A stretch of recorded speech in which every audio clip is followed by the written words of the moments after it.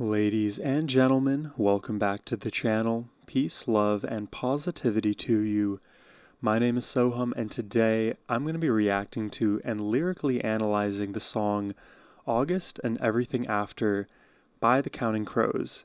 Now, it's been a little bit of time since we've checked out Counting Crows on the channel, but I remember just how good Adam was. His vocals are phenomenal.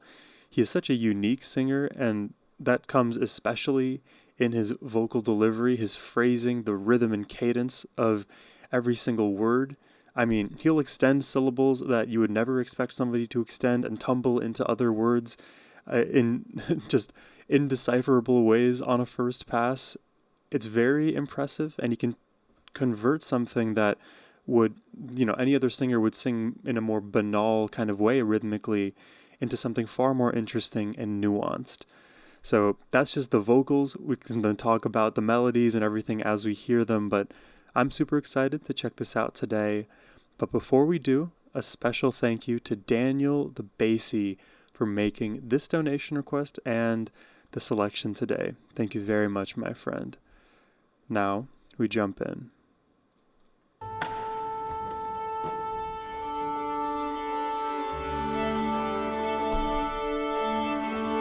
Wow, this sound is so reminiscent of when I was in a orchestra as a kid, right before jamming out to Twinkle Twinkle.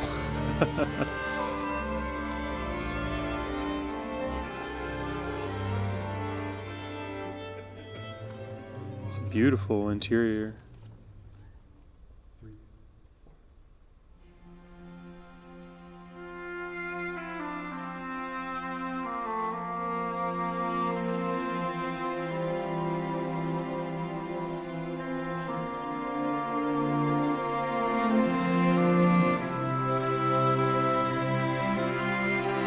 So the orchestra with the Counting Crows is very new.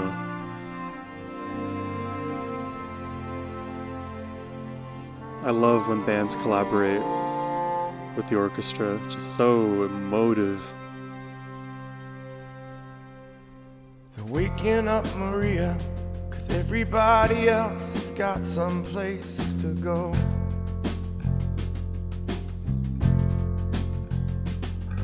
She makes a little motion with her head, rolls over, says she's gonna sleep for a couple minutes more. See, it's already the I'm rhythm sorry is... to Maria for the cold-hearted thing that I have done. I've said I'm sorry by now, at least once. Yeah. Just about everyone. And just very quickly, you'll notice how Adam switches between almost like speaking the lyrics and singing them. And sometimes those differences are more subtle, but you can hear it. And when he just kind of almost like lets the words fall out of his mouth, that I attribute more towards a speechy sound. And when he's more on an obvious pitch is more of the singing style. She says, I have forgotten what I'm supposed to do today. Her voice is like croaking. It slips my mind what I'm supposed to say. It's very breathy. We're getting older and older and older and older. Oh, that's... And always a little further. Oh, and the bass in all of this too. You look into her eyes, and it's more than your heart will allow.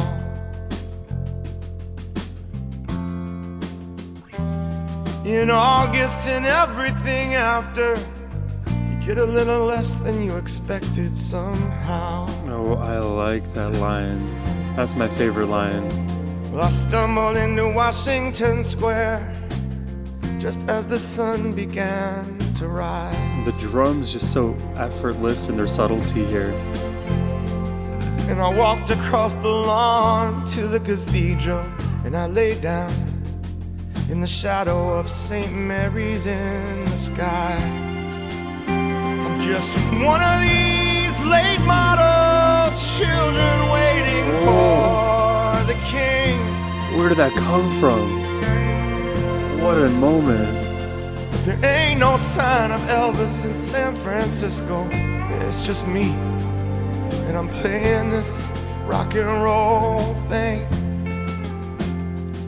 She wants to be just like me, and I want every damn thing that I can see. You know, one day you're daddy's little angel, the next day you're everything he wanted you to be.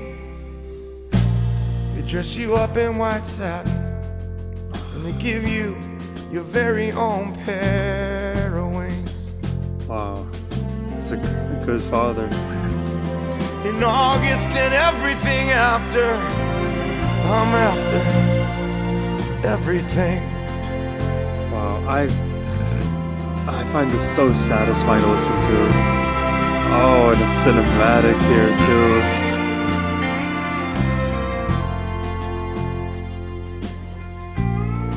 Oh, no. Well, I got my reservations, and I got my $7 million home.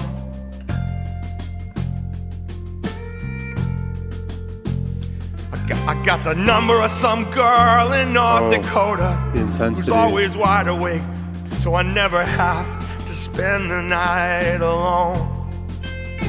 Yeah, I got this nasty little habit of peeking down the shirts of all the little girls as they pass me by. Oh, okay, I was And I not know you expecting that wonder turn. when it all catches up to me and they finally bring me down. Do you think I'm gonna cry? Well, listen, I already got my disease, so get your fucking filthy hands off of me. I have chills and I'm so confused, you know? I hope you weren't expecting me to be crucified. The best that they can do is just to hang me from the nearest tree. Oh my god, that is It's midnight in visceral. San Francisco, and I am waiting here. Oh my god, the lyrics are throwing me off right now, and you know, after we do the full listen, we're gonna go through them. Let me let you know where I'm at right now in my understanding, and then we'll see if we figure it out by the end. But it seems like this is a person who's reached high highs and also is a father and trying to do right by their daughter, but also simultaneously letting the world know, letting his daughter know that he's not a perfect person, maybe not even a good person in a lot of respects here, given the things he's describing. So he's almost like preying on his own downfall, like he's expecting a sort of comeuppance for his problematic behavior and being. It's like when you live long, it's that quote from The Dark Knight, when you live long enough to see yourself become the villain. You started, let's say, as a moral actor, very wide-eyed, capable of changing the world, and slowly but surely this person's becoming more and more, let's say, jaded, falling into bad habits, becoming more disappointed with the self. That's where I'm at right now. The best that they can do is just to hang me from the nearest tree. And he wants that midnight too. in San Francisco, and I am waiting here for Jesus on my knees. Wow, and now he's praying, right? He needs absolution for the way he's acted. In August and everything after, I need somebody else to bleed for me. Yeah, in August and everything after, I need somebody else to bleed for me. The strings just bring this to a next level. Wow.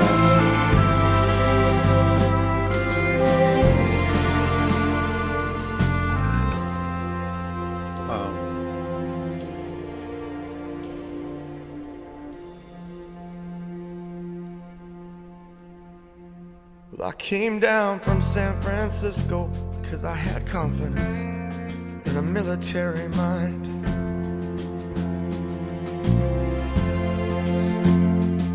everyone I know is turning showgirl and dancing with their shirt off in some Las Vegas hotel line. Everyone So I'm going to New York City, 'cause it got a little sleazy here for me. And when I find myself alone, you know I'm never going home. You make the changes that you need.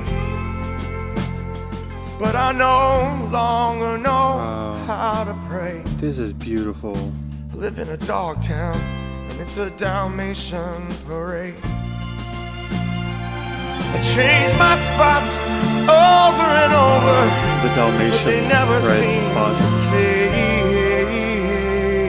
away. Wow, so he always has those. And the last remaining Indian, looking for the place where the buffalo roam. Oh my god, I have chills all over In my body. August and everything after, man, them buffalo ain't never coming home. More. In August and everything after, man, them buffalo ain't, they ain't never coming home. No, in August and everything after, man, them buffalo ain't never coming home. La la la la la la la.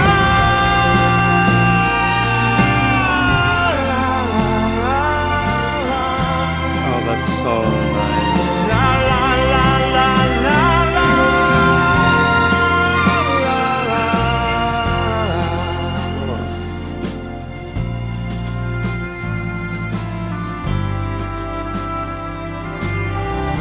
Yo. Wow.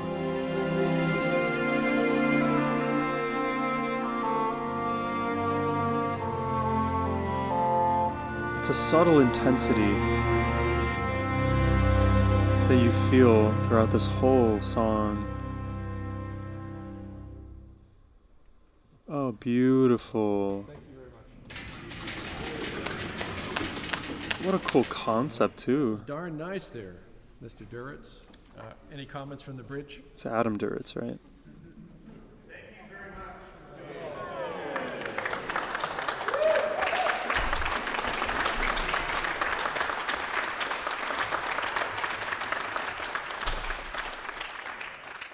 August and everything after. Yeah, I like this song. It's hard to describe all of the components that make it so likable yet so subtle, because this is the kind of song that I wouldn't expect to like be a major radio hit, because it just feels too elevated in its subtlety. Hopefully that makes some kind of sense. Orchestra doing orchestra things. I mean, perfectly slotting in to the vocals as well, because it felt like every time Adam was singing, the strings were taking a bit of a step back, or at least providing more lateral space in this mix so that the lyrics could be the main focus, his delivery could be the focus, and then when he drops out momentarily, we feel his absence, but it's filled by a lighter and brighter string section, or the reeds. It's all so pleasant. Again, the drums were so subtle too. The little notes in the guitars that were just pulling us up slightly and then dissipating into the earth. All of those very subtle components allow Adam to be the main focus. This is a cool song. Let's check out the lyrics here. So let's see if I'm at all on point with where I was going originally. They're waking up Maria because everyone else has got some place to go.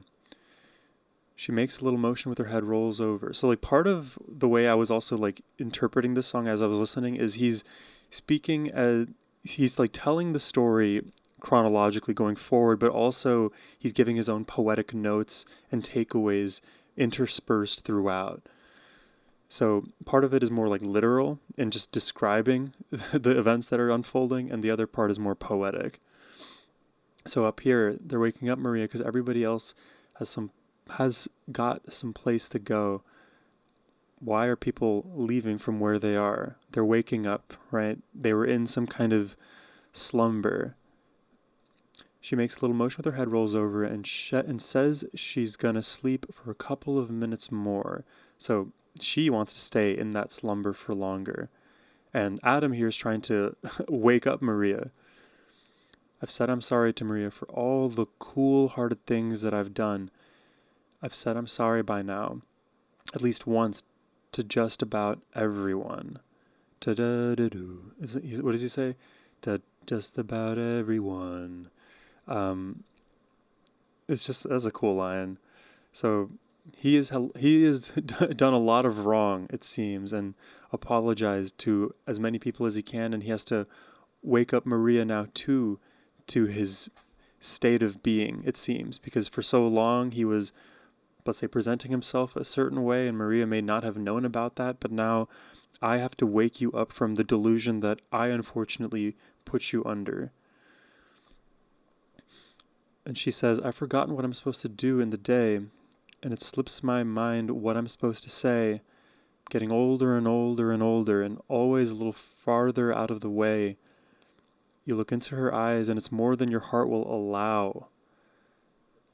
This is so poetic. I love it, because here it's like she's almost like giving the rationale of I'm not capable of, let's say, waking up because things are getting harder. I'm getting older. Things are more out of reach.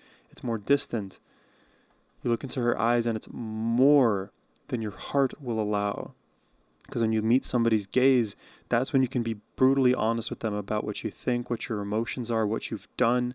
And when you're averting your gaze, well, your heart you're able to protect yourself, yes, but it's gonna like fester inside of you. If you're able to meet the gaze, tell the story as it is, it's painful. The heart is gonna feel feel bad in both circumstances, but I think just don't let it fester.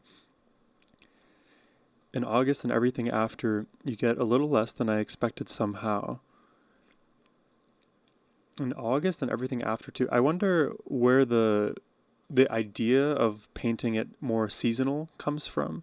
Because of course, like August leading into December, that's fall to winter, I guess, relative to spring and summer.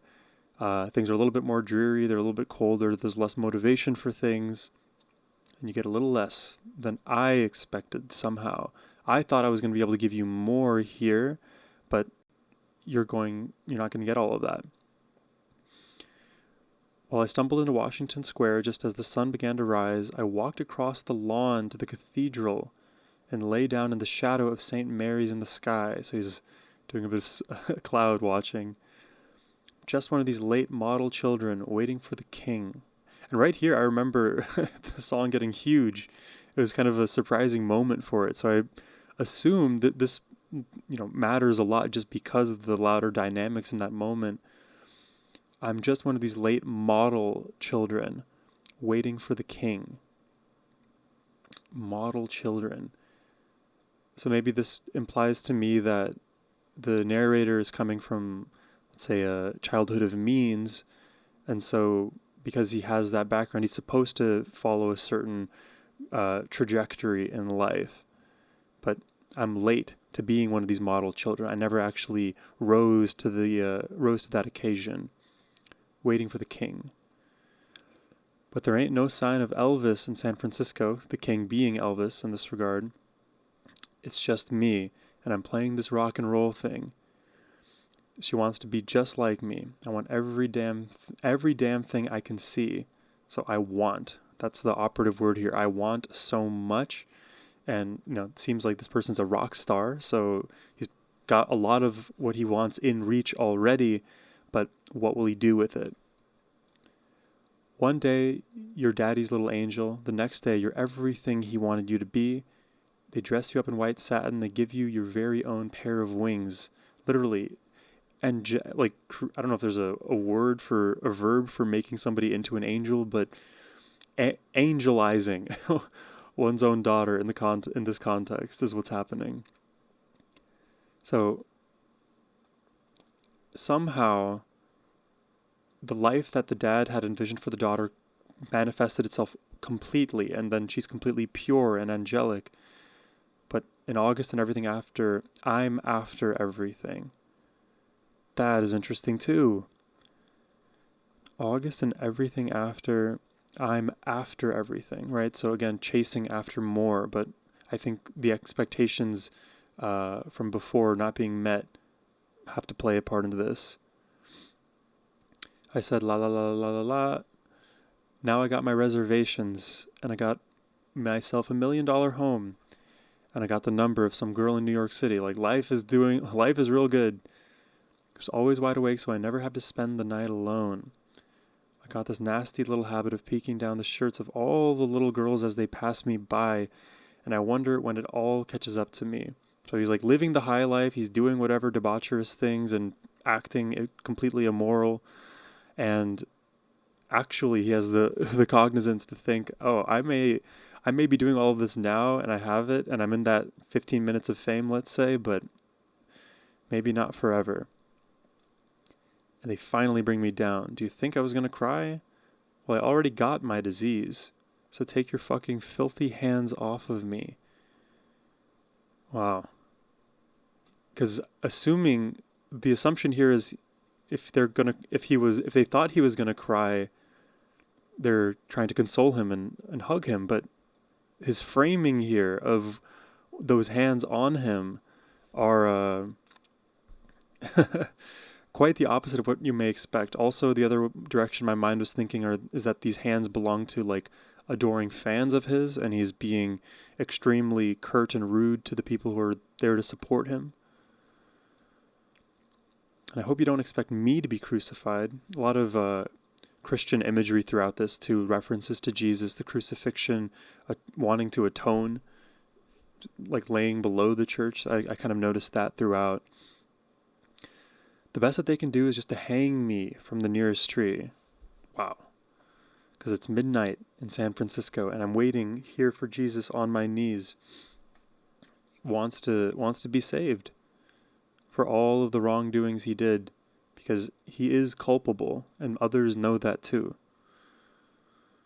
But even the framing of this is like, it almost feels like he has that wish to have this happen to him, because he feels like his position is unearned, and that he needs to be brought down back to earth. Also, let me know if I'm right or wrong with any of the interpretations I've given here. I'm sure I've got some right and wrong. In August and everything after, I want somebody else to bleed for me, right? Jesus bleeding for him, dying for your sins. I said, la la la, oh na na. Well, I came down from North Dakota because I had confidence in the military mind. Now everyone I know is turning showgirl and dancing with their shirt off in some Las Vegas hotel line. It's like he's on tour, right, in different cities. San Francisco, North Dakota, New York City, Washington, I believe he mentioned. And now he's like viewing the environment. That's one thing I was thinking about too, is like oftentimes who we are is obviously there's an intrinsic element to who we are in our identity, and it shouldn't be shaken by others, but there's also that saying that you are a sum of your, let's say, 5 closest friends, and so your environment, your social circles also shape you. So depending on which environments you inhabit, you may be pushed down other paths that you would be less likely to be pushed down if you weren't in that same environment. And there's always, this is like more of a leap from that point, but I always find it very cringy when people make extremely reductive statements about large groupings of people. Like, let's say you hear people give advice on like dating, and then a guy will say, all girls are like this, and then a girl will say, all guys are like this. And they're using their small sample of like 3-4 people that they've dated as completely representative of everybody abroad. And like in your heart, that they're coming from a place of that happened to them, but they're not thinking about it from a holistic standpoint. They're not considering the selection bias that's at play that causes one to feel that way. So recognizing that environments have impacts on you, the decisions that you make as an individual, because you are who you are, you may make consistent decisions that, unbeknownst to you, lead to similar results. Let's keep it going. Where was I? So I'm going to New York City because it's got a little sleazy here for me.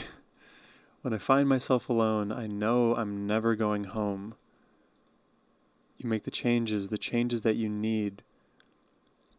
But I no longer know how to pray. Interesting. So he finds a bit of moral backbone and wants to move from some of these problematic environments. But he knows he's never going to come all the way back home. He still wants to stay out there in the mix. So he's doing what he thinks is right for him. But he's lost his way somehow, is what this line to me shows, because so much of all of this, the lyrics had come from a place of religious consideration at least, but now he's even lost the ability to pray. So whatever paths he's been going down have pushed him further away from his own spirituality. And I live in a dog town, and it's a Dalmatian parade.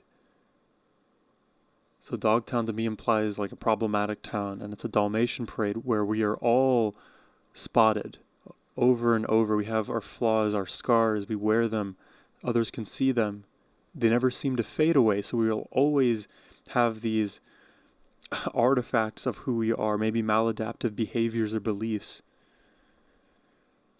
I'm the last remaining Indian, looking for the place where the buffalo roam. In August and everything after, man, them buffalo ain't never coming home. In August and everything after, man, them buffalo ain't never coming home.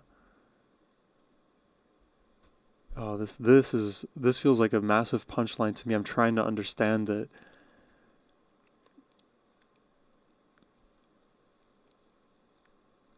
I am the last remaining Indian, being the native population.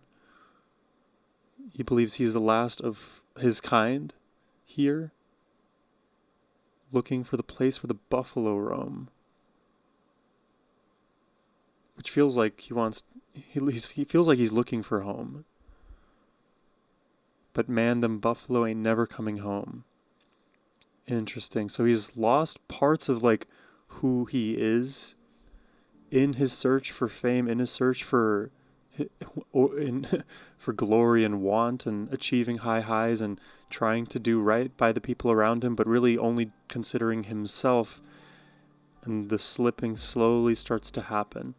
It makes me think very directly about celebrity culture, and so many of us who've grown up, learning about celebrities, seeing actors, seeing musicians do their thing. They rise meteorically, but they fall just as hard, and gossip and tabloid things. And I don't really care about all of the drama, but there is something to be said about a lot of the paths that people take at the extremes of life. If you have overwhelming fame and wealth, your environment is so different to 99% of everybody else, and now you are being tested to the upper limits of every possible thing, your values, your morals, every relationship you have, every belief that you hold, every thought that you think, everything that you utter. It's all, let's say, heightened. It's all highly scrutinized and magnified. You're basically like a guinea pig for the world. It's pop culture for a reason. It's popular. Everybody wants to know about what's going on because it helps us societally refine our thinking about how we ought to move the needle going forward. And so people in this circumstance who have that position, who hold a lot of responsibility, when things go bad, they start to decline like this. They may lose themselves, lose their God, lose their morals, and it's very hard to find them again. That's why people say, having, standing for something is a necessary part of your existence, because if you don't stand for something, you'll fall for anything. Yeah, let me know if you guys have a cleaner interpretation of this song. To me, it's almost like a bit of a confessional to Maria, but also like this is like written in his own diary and in his own thought patterns.